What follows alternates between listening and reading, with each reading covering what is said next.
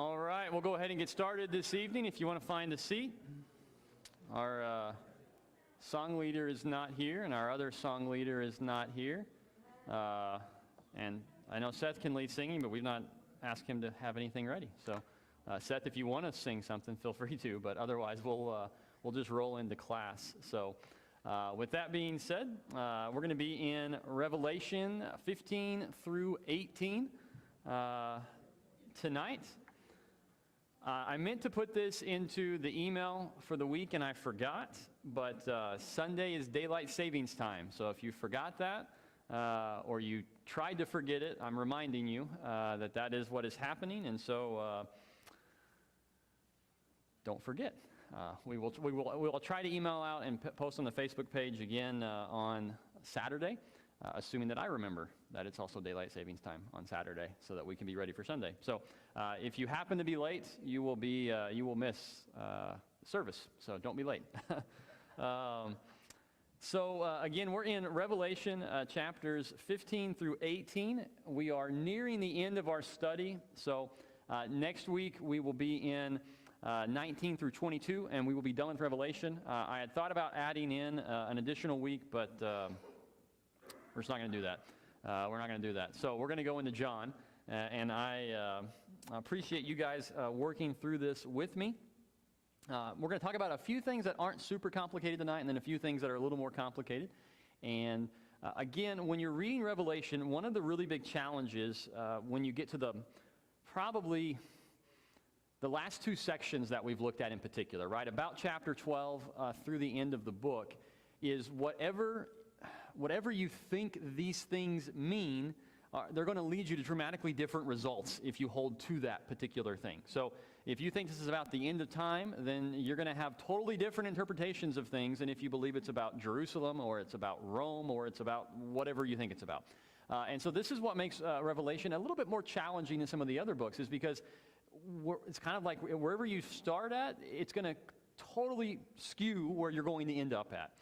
And so we'll kind of talk about what that might mean for a couple of these chapters, but we'll just kind of walk it through like we did last week. We'll just read through each chapter. There's kind of too much going on for us to just remember all this, so we're going to read through a chapter, we'll talk about it, and we'll roll into the next one. So start in chapter 15 with me. John writes, "Then I saw another sign in heaven, great and amazing, 7 angels with 7 plagues, which are the last, for with them the wrath of God is finished. And I saw what appeared to be a sea of glass mingled with fire, and also those who had conquered the beast and its image and the number of its name, standing beside the sea of glass with harps of God in their hands. And they sing the song of Moses, the servant of God, and the song of the Lamb, saying, Great and amazing are your deeds, O Lord God the Almighty. Just and true are your ways, O King of the nations. Who will not fear, O Lord, and glorify your name? For you alone are holy. All nations will come and worship you, for your righteous acts have been revealed. After this I looked, and the sanctuary of the tent of witness in heaven was opened, and out of the sanctuary came the 7 angels with the 7 plagues, clothed in pure bright linen, with golden sashes around their chests. And one of the 4 living creatures gave to the 7 angels 7 golden bowls full of the wrath of God, who lives forever and ever. And the sanctuary was filled with smoke from the glory of God and from his power, and no one could enter the sanctuary until the 7 plagues of the 7 angels were finished." And so we get in this situation that sounds a little bit similar to things we've read previously. We had 7 seals, right? And then we had 7 trumpets after that. And now we're at 7 bowls, and they're given to 7 angels who are carrying 7 plagues, right? And so you got 7, 7, 7, 7 over and over again. But notice verse 1. He says, "Then I saw another sign in heaven, great and amazing." When he says that, what does that lead us to believe is happening? When he says, I saw a great sign in heaven, what does that help us understand? There's something going on. Okay, there's something that he's witnessing, right? But is he watching events unfold on the earth? Is he watching things happen? No, he's getting a sign. He's getting some sort of a vision or something where God is giving him an idea of what is coming. And then notice what it says there at the end of verse 1. He talks about 7 angels with 7 plagues, which are the last, for with them the wrath of God is finished. Now, up to this point, right, we've talked about the seals and we've talked about the trumpets. How are those kind of, what was the way those judgments were kind of described? What were the numbers associated with a lot of those judgments? They were portions, right? A third of the earth, or a third of this, or a third of that.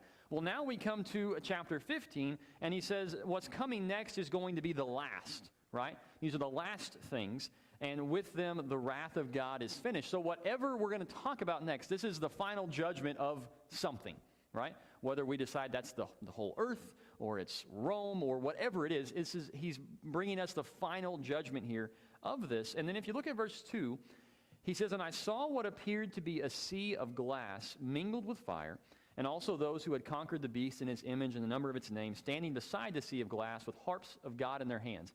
Where else have we seen the sea of glass? Around his throne early on, chapter 6 probably. Okay, so early chapters, right, of Revelation, we have that throne room scene, right? And surrounding the throne is a sea of glass. Now, if you take that sea of glass and you throw fire into it, what's fire tend to indicate? We think about warmth, but that's not really how fire works in the Bible. What's fire tend to indicate? Judgment. Judgment, punishment, right? So this sea of glass is now mingled with this judgment that is coming. And then where the 24 elders and the 4 living creatures were surrounding this throne, now we have, in addition to those, you've got the God's people, right? Those who have conquered the beast and its image. And so you've got God's people there, and they're singing the song of Moses and the song of the Lamb. And then listen to what they sing. "Great and amazing are your deeds, O Lord God the Almighty. Just and true are your ways, O King of the nations. Who will not fear, O Lord, and glorify your name? For you alone are holy. All nations will come and worship you, for your righteous acts have been revealed." So what's this song? I mean, what are they singing? God. Yeah, it's praise, right? You got these words like great and amazing, and calling him the Almighty, just and true. And so this is praising God, right? So you've got this picture of this judgment that is coming, and God's people are there praising him. And then we have at the very end of it, these 7 angels come out, and they're given 7 bowls. And I've mentioned before, Revelation is hard for me because I don't do pictures. I don't do my imagination must stink, I guess, because it just doesn't fit very well. But this image makes a ton of sense to me, right? They've got these bowls that are filled with the wrath of God. Well, if you have a bowl filled with something, what are you going to do with it? You're going to pour it out, right? And that's what's going to happen in chapter 16. The wrath of God is going to be poured out on something. And we'll get with that in just a minute. But the key part of this, right, is judgment is coming. God's final judgment is coming, and we see that in chapter 15. Any questions or thoughts on that before we go into chapter 16? I know I'm going really fast. Sorry, I get rolling and it just snowballs. So let's start with chapter 16. We'll read, I don't want to read the whole chapter because that's just a lot to try to remember. So let's just take we'll just do the first 4 verses. "Then I heard a loud voice from the temple telling the 7 angels, 'Go and pour out on the earth the 7 bowls of the wrath of God.'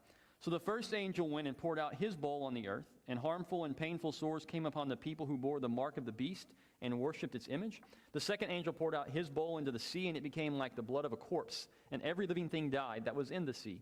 The third angel poured out his bowl into the rivers and the springs of water, and they became blood." So these angels begin to pour out the wrath of God, or this is imagery, right, describing God's judgment. And what's going on here? I mean, we're not looking back in history trying to figure out, okay, when did the sea turn dark red, and when did boils come upon a lot of people? What's happening here? Okay, this is a judgment, right? That's huge, right? And it's causing tremendous impact. And think about these first ones, right? So you've got basically painful sores or earlier in Scripture, which I'm kind of giving away my question here, but you've got boils earlier in Scripture. Now you've got water in the blood. I mean, what do we associate those things with? Moses, right? Exodus, right? When there's those 10 plagues, which we've already talked about that a little bit in Revelation, right? Some of those same kinds of things happening. But here you've got those. And then notice you've got the earth, you've got the sea, you've got rivers and springs. Later on, we're going to see the sun is affected. We're going to see darkness later on. We're going to see the air is affected. So if you take all of those things together, what is encompassed in this judgment? Everything. This is an all-encompassing judgment, right? And God doesn't leave anything out of this. Now, if you look at verse 5, we're going to see why God is doing this. And this is important Because if all you read about is God's judgment and pouring out his wrath on the world, what might that lead you to think about God? He's mean. He's just cruel, mean. He created the whole world just so he can destroy it, right? But notice what is said in verse 5. And I heard the angel in charge of the waters say, just are you, O Holy One, who is and who was, for you brought these judgments. For they have shed the blood of saints and prophets, and you have given them blood to drink. It is what they deserve. And I heard the altar saying, yes, Lord God the Almighty, true and just are your judgments. So why exactly is all this happening? They had done the same thing to the Christians. Okay, God's people have been killed. They've been murdered for their faith. And so this is God bringing punishment. And so we get a little more specific here, right? This is God bringing punishment on those who've done that. And so there's justification for this in particular here. As we go through these judgments from God. Then pick up in verse 8. The fourth angel poured out his bowl on the sun, and it was allowed to scorch people with fire. They were scorched by the fierce heat, and they cursed the name of God who had power over these plagues. They did not repent and give him glory. The fifth angel poured out his bowl on the throne of the beast, and its kingdom was plunged into darkness. People gnawed their tongues in anguish and cursed the God of heaven for their pain and sores. They did not repent of their deeds. So just off of those two, what are we adding to our understanding of what's going on here? Sometimes judgment is supposed to maybe turn us around back to God. That what's happening here, they're just hardening their hearts. They're not going to bow down to this God. Yeah, so two different instances, right? We're told these judgments are happening, and though the words, and we see this, I think it's pretty clear here, right? The expectation, it's like the unsaid part of this, is that these judgments would cause something to happen. But they don't listen. Go ahead, Mike. And that tells us that God was just in his delineation between those by the sea of glass with their harps and those suffering from this right here. Because we think of, okay, the good are really good and the bad are really bad. We worry about those people in that gray area. And frankly, I put myself in that gray area. Are there going to be good people who end up on the bad side of things? But here, all of these, unanimously, every single one of these people said, no, I'm not. Right. And if you go back, and again, he doesn't tell us it pertains to every single one of these bowls that are poured out. But if you go back to verse 2, right, he tells us that bowl was poured out on those who bore the mark of the beast and worshipped its image, right? So these punishments, at least that one, and maybe all of them, right, are falling on those who are not God's people, those who have chosen to follow the beast, which we talked about last week in particular. And then you'll notice we've got the sun becomes scorching, the darkness becomes great, people are in pain. And so, again, I don't think we're not waiting for a time when God is going to scorch the earth and people are going to be doing this. I think it's just describing judgment. It's tremendous judgment in different ways. That's what I think that it means in particular. If you keep reading in chapter 16, verse 12, he goes on to the sixth angel and the sixth bowl. It says, the sixth angel poured out his bowl on the great river Euphrates, and its water was dried up to prepare the way for the kings from the east. And I saw coming out of the mouth of the dragon and out of the mouth of the beast and out of the mouth of the false prophet 3 unclean spirits like frogs. For they are demonic spirits performing signs who go abroad to the kings of the whole world to assemble them for the battle on the great day of God the Almighty. Behold, I am coming like a thief. Blessed is the one who stays awake, keeping his garments on, that he may not go about naked and be seen exposed. And they assembled them at the place that in Hebrew is called Armageddon. And so you've got the sixth bowl poured out here, and it says that the great river Euphrates dried up. Roper in his commentary kind of saw the Euphrates as a barrier, right? You think about if this is talking about a nation, which we think the beast is the nation of Rome, or at least I think that. If that's the case, right? Rivers, what are rivers? They're great barriers. They're great defenses, aren't they? And so this is symbolically removed, right? Their defense is removed from them so that others can come in. But in response to all of this, we find once again the dragon and the beast and what I believe is the second beast, that one that we talked about that looked like a lamb but sounded like the dragon, all responding to these things. Go ahead, Dave. It's a book of encouragement, but it really is a book of judgment. I mean, look at the Revelation churches, the first church of the seventh. I mean, there's a lot of repentance commanded upon those. And in a sense, Jesus in Acts 17:30 says, the resurrection proves there will be judgment. We Americans kind of don't really talk about that very much. And yet, maybe we should be, more involved, because that Yeah, again, as people, right, we tend to gravitate one side or the other on a lot of things. And in America in particular, right, we don't really like the idea of judgment. It sounds really bad because it is really bad. And so we prefer to go the other side, right? And we want to be encouraged and we want to be built up, which again is good. But Revelation, though it is meant to be a book of encouragement, it is also a book of judgment, right? And so there is a gravity to it that you can't just ignore that. And say, well, this is just good news. Well, no, it is bad news as well. And that's we've talked about that before. The gospel, right, is both good news and it is bad news if you don't respond to it, right? It is a message that says there is only one way to God. And if you don't take it, then there is no way to him. And so there is kind of both facets of that. Now, when you look at this, you've got, again, these three figures, right? The devil, the beast, and this false prophet. And we get this really weird picture of all of a sudden out of their mouths come three frogs. And you think, what in the world? And I saw a bunch of different things about, it might mean this and it might mean that. And we don't really know. I mean, it doesn't tell us for sure who they were. But what this is, again, one of those things when you're studying Revelation, we don't want to get so hung up in figuring one thing out that we miss the obvious point. What does he tell us about the frogs that really is all we need to know about them? Demonic spirits. Okay, they're demonic spirits, and what's their purpose? What are they doing? To gather battle against the great mighty Okay, king. they're drawing people away from God, right, to oppose him, right? That's the work that they're doing. Notice he says they're performing signs who go abroad to the kings of the whole world to assemble them for battle on the great day of God the Almighty, right? And so they're basically whatever these things are, they are opposed to God, and they're trying to draw others into opposition to God as well. And so we come here, and you've got this image, and at the end of this, of Armageddon, which is a word that you'll hear in America, right? Which is this huge cosmic battle at the end where, who knows, right? Yeah, there's probably tons of movie scenes that relate to something like this. But as we'll see, and as I saw several people bring up in studying, there really isn't ever a big cosmic battle. It's kind of a dud in that regard. There's no scenes of angels fighting and God striking someone down but taking a blow. This is just done. When we think about a battle, we think about an actual fight taking place. There's no fight. There's no fight. God wins. There's no challenge. There's no the forces of God were struggling to overcome the forces of the no. Everything that we see here is God wins. Jesus wins. He overcomes. Now, is there a battle going on? Yes. There's a spiritual battle going on. We know that from Paul when he writes about that in Ephesians chapter 6. But ultimately, when we're talking about what's going on here, this is not something where these forces are lined up and God's forces are lined up and they're going to duke it out and whoever wins is going to be champion. No, they're going to lose. That's already been determined very clearly, and we'll see more of that in chapter 17. Go ahead, Brianna.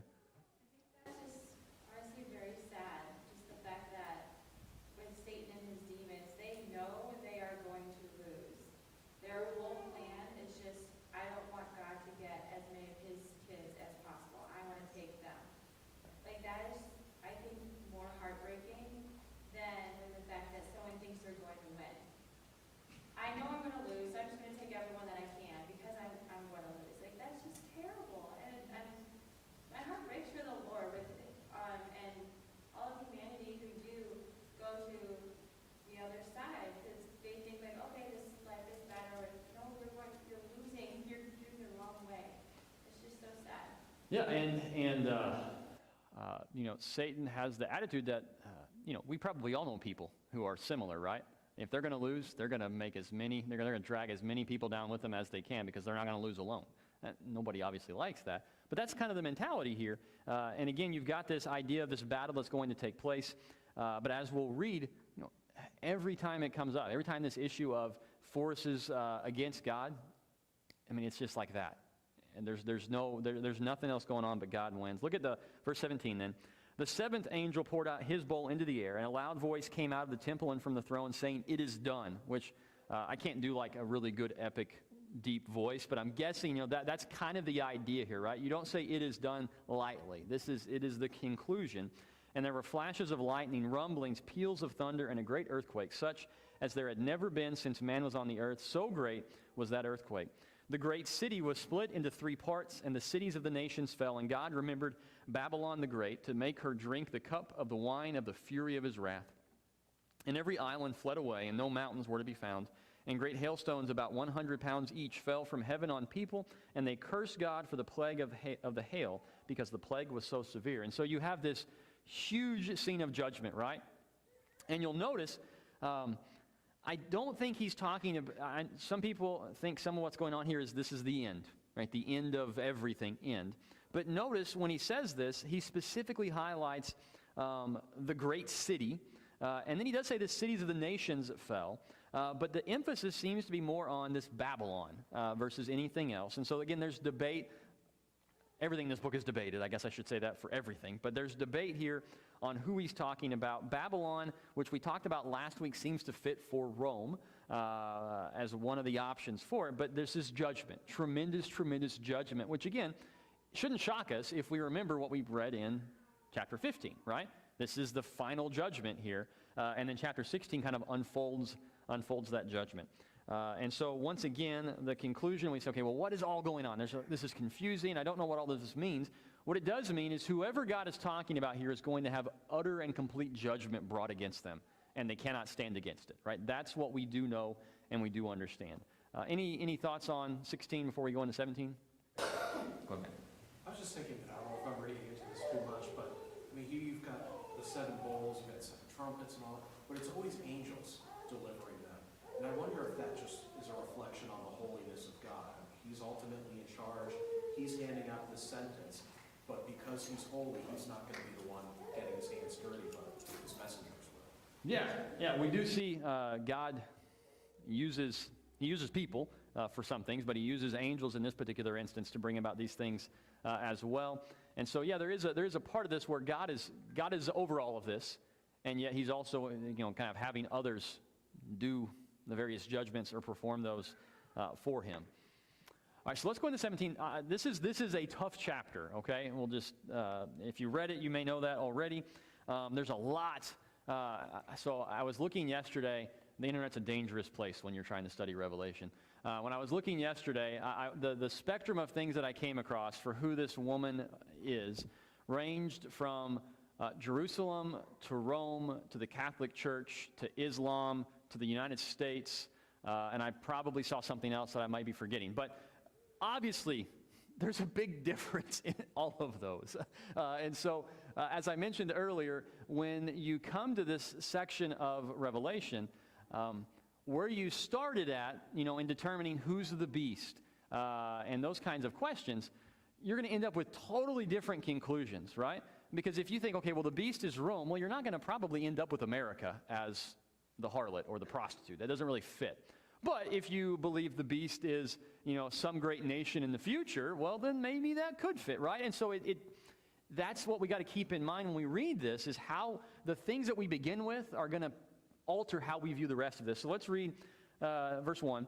Then one of the 7 angels who had the 7 bowls came and said to me, "Come, I will show you the judgment of the great prostitute who is seated on many waters, with whom the kings of the earth have committed sexual immorality, and with the wine of whose sexual immorality the dwellers on earth have become drunk." And what's interesting here is we're not given any preface, right?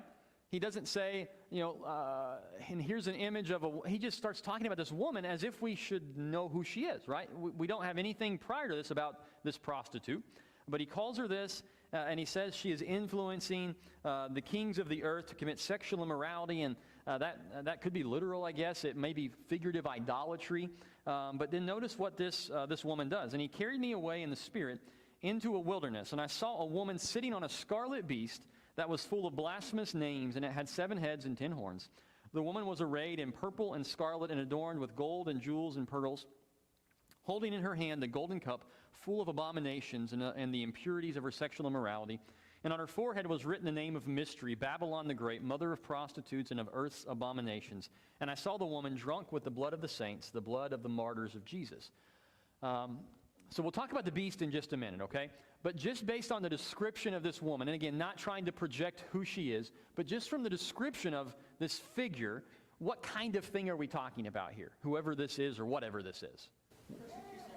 Okay, so clearly, right, persecution of Christians is a part of this, because she has this cup, and it's filled with awful things, including the blood of God's people, right? And she's drinking it. So it's a very vivid, horrific picture, right, of someone who, this is not just a passing thing, right? It's not occasionally. I mean, this is someone who's just, I mean, almost like savoring, right, this persecution. Go ahead, Mike. Politics. Okay, there's clearly connection with the nations, right? And then notice, she's riding on the beast, right? So if the beast is a nation, well, she's clearly connected to whatever the beast, whatever conclusion you have about the beast. And again, we've been using Rome as what I think it is, but whatever the beast is, right, she is clearly connected to that, right? She's riding on that. And then what's the picture of how does she look? She's got jewels. Okay. She's rich. Okay, she's got wealth. She looks like, the word I wrote was fancy. She looks like she has, it's like super, super nice clothing, right? It's, for us, we don't, I guess we have not so much color, but maybe like the type of material used would be a big deal for us. But for them, the scarlet or the purple, that was a particular thing. And so she's decked out in all of that in gold and jewels and pearls. And so she has this look, right, of wealth and prosperity, but she's an evil, evil person. Again, whoever we determine this is. And then what's interesting is notice then partway through verse 6. When I saw her, I marveled greatly. But the angel said to me, why do you marvel? I will tell you the mystery of the woman and of the beast with 7 heads and 10 horns that carries her. Now, if the angel tells John that, what is the expectation he has that once he tells John more information, what should John be able to do? Know who she is? Probably figure out at least a little bit of an idea as to who she is, right? That would seem to make some sense, or otherwise he would say, well, no, this is very cryptic, you'll not understand. He says, no, let me explain a little more to you. And we'll come back to the prostitute, the woman, at the very end. Because he says it like he's going to explain to us who this woman is. And then he goes to talking about the beast. And so we're going to talk about the beast first, and then we'll come back to her at the end of the chapter. So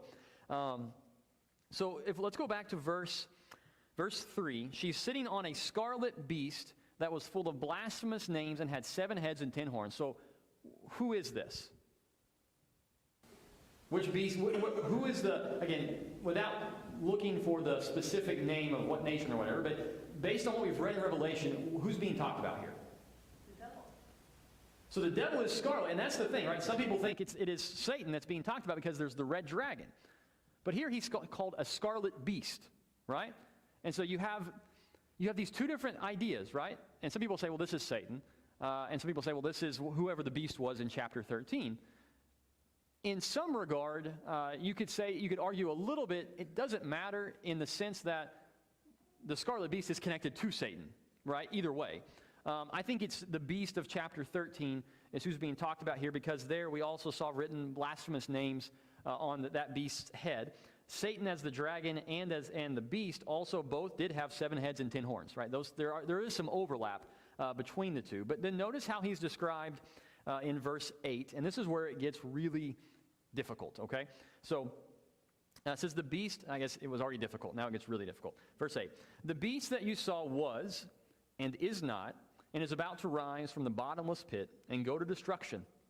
And the dwellers on earth, whose names have not been written in the book of life from the foundation of the world, will marvel to see the beast, because it was and is not and is to come. So this is the first thing that is, if you will, a clue to who this is. Now, my guess is that made more sense to John than it does to me, as far as maybe John had something that he knew, that people knew about in that time, that made him clearly say, okay, now I'm starting to get it. I don't have much. There's speculation about who this might be. If we think of the beast as Rome, the only kind of conclusions I saw, and I'm going to probably butcher these, but one of them was basically Rome would kind of struggle, but then would come back stronger. And that was something that was mentioned for some of the earlier stuff in the parts of the book. The other thing I saw was persecution was intense under Nero, and then it went away for a while, and it's coming back under Domitian, who's, they think, probably the emperor at the time the book is written. And so that's what they say. Maybe this was and is not, but is coming again.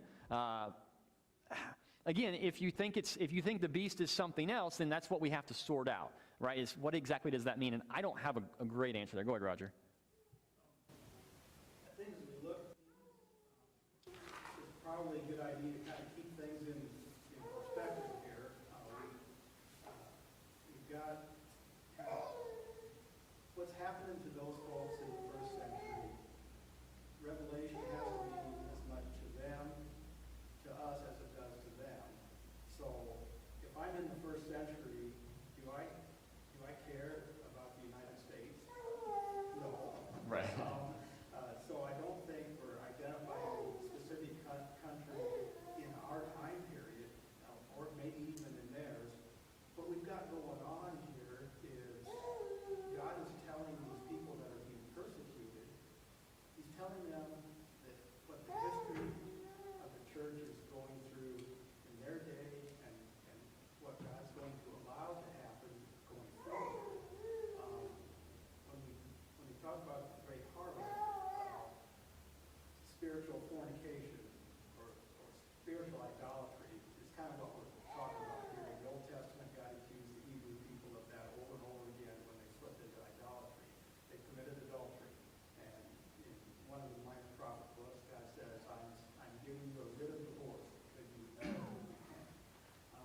And so we know, and it even started in the first century, the apostasy of the church. Right. And I think we're leading into that here, great harlot there. There's a lot of false religion and false doctrine that looks really attractive. And they have a lot of power. And they have a lot of authority, and God has allowed this. And I think that might be what we're driving at here. Yeah, so when we talk about what's going on here with the things that are happening, again, whatever what the ultimate conclusion that you might draw is, right? The general truth remains of God is allowing some of these things to happen. And you'll notice in particular, whoever this beast is, it's not supposed to be enticing God's people, but the world is who's being drawn to this. Go ahead, Dave. Talk about the 7 hills. Well, Rome was on 7 hills. They talk about these kings, and that fits the number of kings. If you take there were 4 emperors at one time. Vespasius was the one that kind of became the emperor, but those other 3 weren't even counted as emperors. And so, these numbers kind of, again, I think, points a lot to Rome. What's right, and then of course, emperor worship was really pushed. There's Domitian and some of those things. So emperor worship was coming on very strong, and they really did take Christians down because of the emperor worship. Yeah, and so as we walk through this, you're going to see some of that idea of what might this mean? Okay, Mike, go ahead, Mike. I agree with the previous point that what we're looking at may not be exactly this nation. Why would people in the first century care about America? Sure. But rather we're speaking of motifs.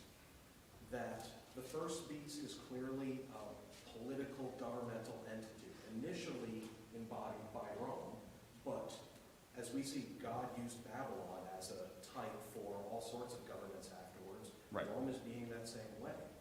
That the second beast is that mingling of politics and false religion, which you see across the centuries, and you see that interplay between those. You could even follow, it used to be Rome initially, political power that was oppressive, and you had the Roman Catholic Church that blended, and that was oppressive, and now you see that's kind of fallen away, and secular governments are on the rise again, fitting with that, was gone and came back. And I think if we spend too much time trying to say, this is Rome, or this is America, or this is some country in the future, we're missing the point that this is applicable to all people. And it better fits if you look at it in terms of types. When you think about that particular perspective, right, the benefit to seeing it that way is it allows us to know whatever arises against God, what is always going to happen? It's going to be thrown down, whatever it is, right? And so, again, when you read Revelation, it is super challenging. I mean, it is super challenging to understand parts of these things. And yet at the end of the day, when we walk out of this study of Revelation, our hope is to understand it does not matter what the future holds, because what the past held, God has taken care of, and what the future holds, God is going to take care of. Whatever horrible thing may come in the future, God is still over all. God is still in charge. God is still active and working, and he's caring for his people. Those things don't change, and so those are consistent across the centuries. Whatever nation you want to throw as opposed to God, and God is still in charge. God is still over all. Go ahead, Roger. And I think we see that play out over and over again. It cycles around through history there, and it's really all about control. The civil governments have joined forces with religious authorities to control people, control what they believe, what they do, what they worship, whatever. God allows this, and it's a warning to us to say that you are responsible for being able to study the Bible and know what's true and what isn't true. Because if you want to believe a false teaching, God will let you. Yeah. That's what you choose to do. So these people that are being deceived and everything, they have not gotten into the Word like they should. And all that could have been prevented if we jump into the Word and truly try to understand. The message is also a resounding, consistent message, right? Is that God's people are able to withstand and hold on to their faith in the midst of whatever it is, right, that is going on. And so he gives us these horrific pictures of what God's people are going through, and yet they stood firm, right? So let's keep reading verse 9. This calls for a mind with wisdom. The 7 heads are 7 mountains on which the woman is seated. They are also 7 kings, 5 of whom have fallen. One is, the other has not yet come. And when he does come, he must remain only a little while. As for the beast that was and is not, it is an 8th, but it belongs to the 7, and it goes to destruction. And the 10 horns that you saw are 10 kings who have not yet received royal power, but they are to receive authority as kings for 1 hour together with the beast. This is probably one of the more all over the place parts, right, where it's just what in the world. Dave mentioned, one of the ways that this is understood from seeing Rome as the beast. And so you'll notice one of the things that's said, and this gives us maybe an idea. It says that the 7 heads are 7 mountains on which the woman is seated. And so what they've brought up, historically, they'll throw out that Rome was called the city on 7 hills. And if that's what he's mentioning here, and one of the books, I don't remember which one it was that I read, said, his understanding was that's what people would have thought back then. If you'd have said the city on 7 hills, that's, or the 7 heads are sent for 7 mountains, that's what people would have thought of. They would have thought of Rome. Which, if that's the case, then whoever the woman is somehow associated with the city of Rome in some capacity, right? And so that's kind of one of the explanations for what these seven heads indicate, but there also is another image associated with it, right? It's not just, well, these mean this, but it's these mean this, and additionally, they mean something else, and they said they stand for 7 kings. And this is where, again, there's just all kinds of debate all over. What Dave threw out is the one that is most associated with, if this is Rome, then this is kind of what fits. The challenge with it is, for us, it doesn't make sense initially, because I think it's like 10 or 11 is if you count from 1 and you say everybody who claimed to be emperor, it's like 10 or 11 at this point, which doesn't obviously fit the numbers. And so what it's said is, typically, the very first one, Julius Caesar, who we're all familiar with just probably from high school, but Julius Caesar, he's kind of debated as, was he actually an emperor at that time? Was he truly that way? And so they start with Caesar Augustus as the first one, and then there's 4 others after that. And then what Dave brought up is there was a stretch there, and again, I'm just from what I read, there was a stretch of 3 kings that seemed like maybe it was kind of in the midst of a civil war almost, right? They didn't hold power for very long. And then I think it was Vespasian, I think was the one that you mentioned, comes into power. He reigns. There's one that's coming that would not be there for very long, and that was his son, I think, was it Titus maybe? Yep. And then after that is this 8th one that they think is probably Domitian, who they say did persecute God's people. Now, that's a lot for us to get our mind around, because I don't know about you. My Roman history is not rusty, because you can only have rust if something existed previous, right? So I can't have rusty knowledge of something I didn't know. But I was reading an article today about one of our presidents, and I was like, that was a president? So, I mean, that's us today with one of the presidents that was less than 200 years ago that we forget, who's who. And we're talking about centuries ago with emperors that we didn't ever know, right? And so it's hard to keep track of all this and what's going on. One of the interesting things that, to Dave's point about these three guys not being counted, this may confuse us a little bit, but I'm going to do it anyway. So go over to Daniel 7 real quick. I saw this brought up several times, and so I want to highlight it, because this kind of explains maybe why those guys may be discounted and not added in so that it gets to the right number. So remember, Daniel 7, we talked about this last week, is that section that deals with these kingdoms that are beasts, right? And the fourth beast is Rome in the book of Daniel, and it's not given it's given a description, but it's not as obviously, it's not an animal that you can envision. It's just given some very stark pictures of what it can do and its teeth, but it's not, the other ones are called, a bear and a leopard and a lion. This one's not that way. But notice what is said about this. Let's start in verse 7 of Daniel 7. And after this I saw in the night visions, and behold, a fourth beast, terrifying and dreadful and exceedingly strong. It had great iron teeth. It devoured and broke in pieces and stamped what was left with its feet. It was different from all the beasts that were before it, and it had 10 horns. I considered the horns, and behold, there came up among them another horn, a little one, which before which three of the first horns were plucked up by the roots. And behold, in this horn were eyes like the eyes of a man, and a mouth speaking great things. And so some people think that happening was those three that aren't counted. They're just kind of removed from the picture. That's one of the explanations as to how we get the right numbers here. Again, this is heavily debated. The point remains, these kings are part of this beast, this opposition to God. The harlot is a part of this. The prostitute is a part of this as well. And then associated with them are 10 kings. And I don't have a good explanation for these 10 kings, other than these 10 kings are given power as well for a very brief period of time. And then notice what they're going to do with this. Look at chapter 17, verse 13. Talking about these 10 kings, these are of one mind, and they hand over their power and authority to the beast. They will make war on the Lamb, and the Lamb will conquer them. For he is Lord of lords and King of kings, and those with him are called and chosen and faithful. And so, again, whoever you want to depict the beast as, the beast essentially, kind of going back to what we saw last chapter, right, rallies the troops, right? Everybody's on board with let's fight the Lamb, right? And you can almost envision, right, this massive beast, 7 heads, 10 horns, terrifying, and a lamb.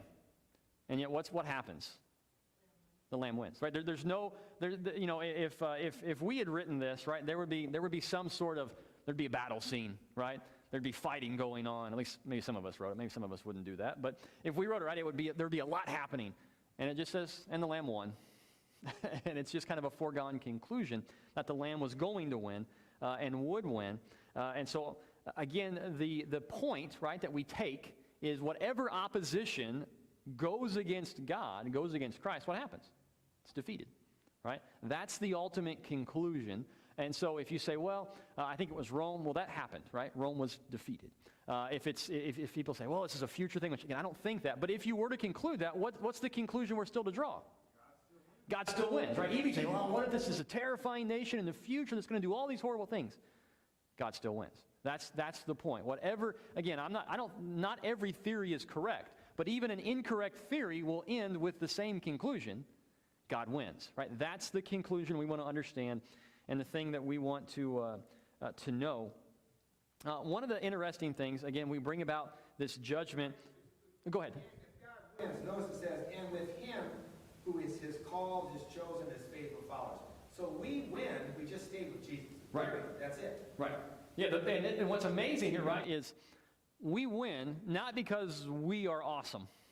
We just win because we're on the right team, right? It's not about us. It's not about us. I mean, what we're told in the whole book is not anything more than stand firm, maintain hold strong. And that's basically what we're called to do.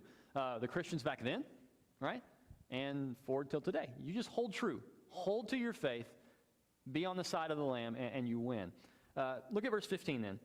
And the angel said to me, the waters that you saw, so remember at the very beginning of the chapter, we saw this harlot was on these waters. The waters that you saw, where the prostitute is seated, are peoples and multitudes and nations and languages. So again, whoever this person or figure or group or whatever this is signifying is over many, many, many people.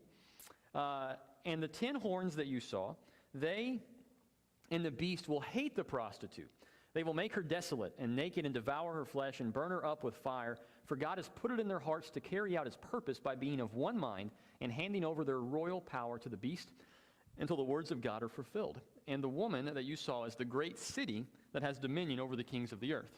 Now, what makes this a little bit challenging is if you say, okay, well, if the woman is connected with the 7 hills of Rome, right? So she's somehow connected to Rome. Is she the city of Rome? What is she? Well, this makes it a little hard because now all of a sudden everybody turns against her, right? And she's defeated by the bad guys.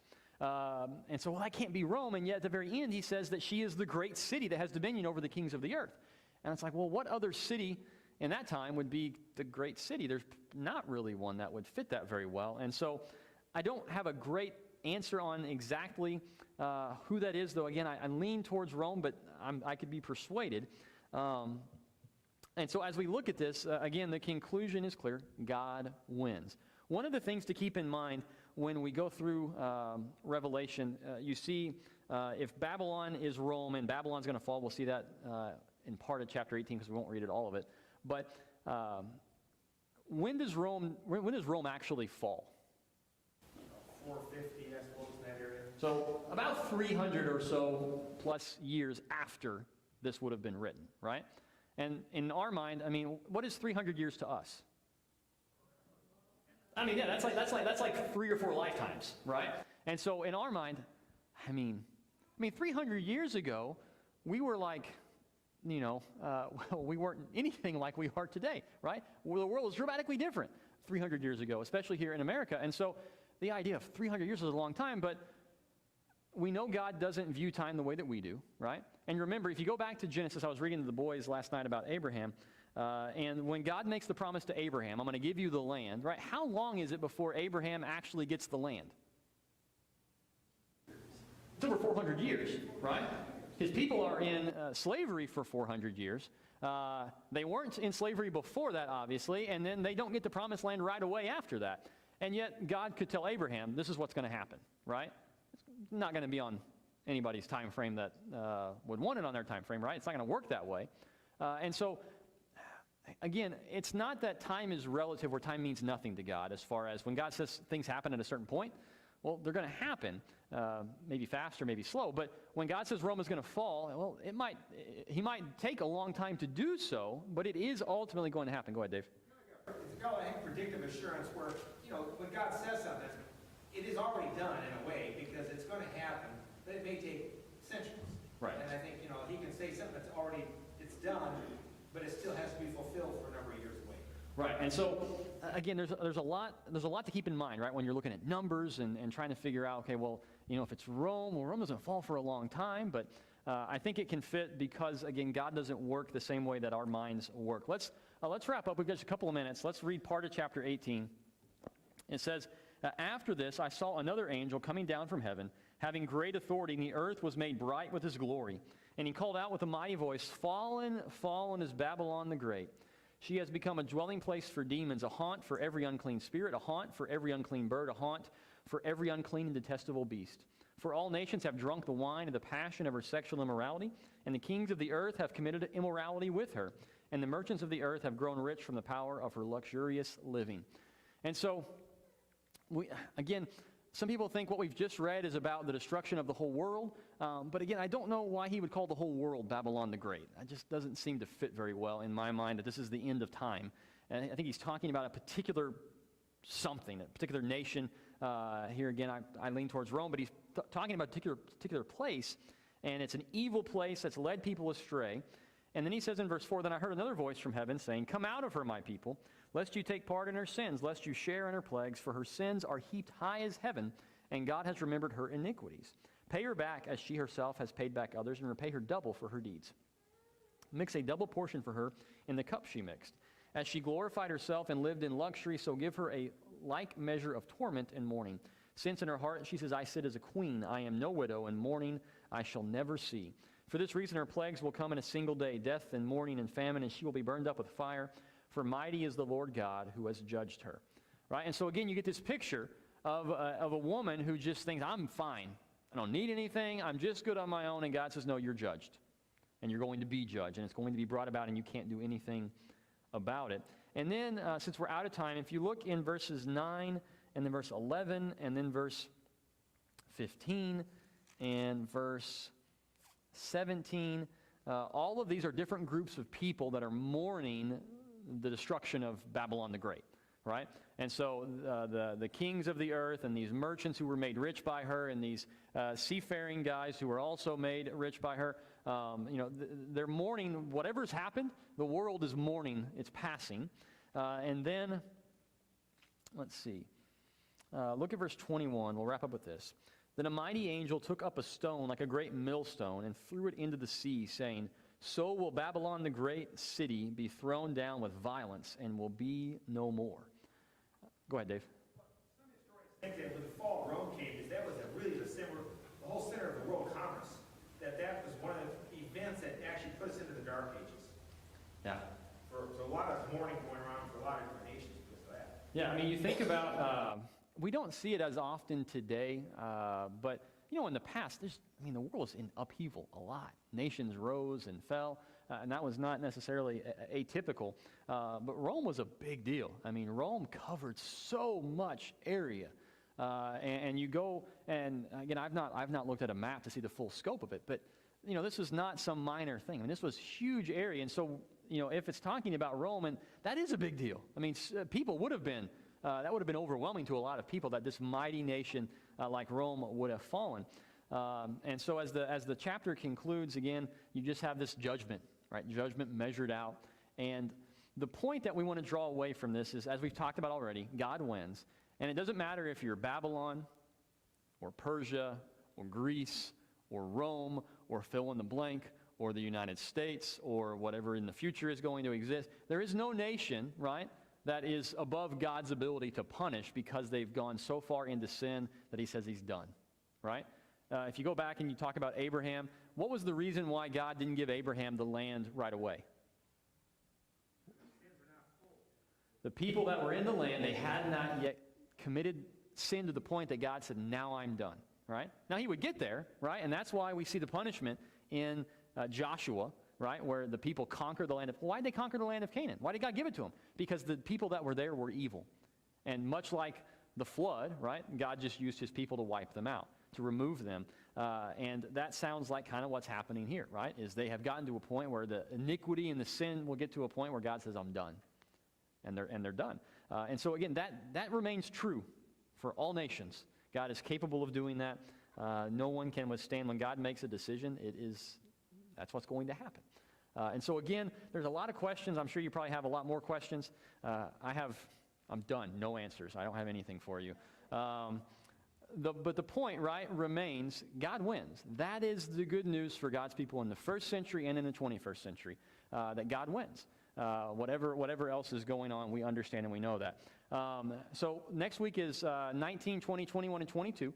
And there's a lot of good stuff, as in positive stuff in these last few chapters where you have this picture of the New Jerusalem and some of the things that we really enjoy reading about. And so we'll kind of dig into what those mean in particular.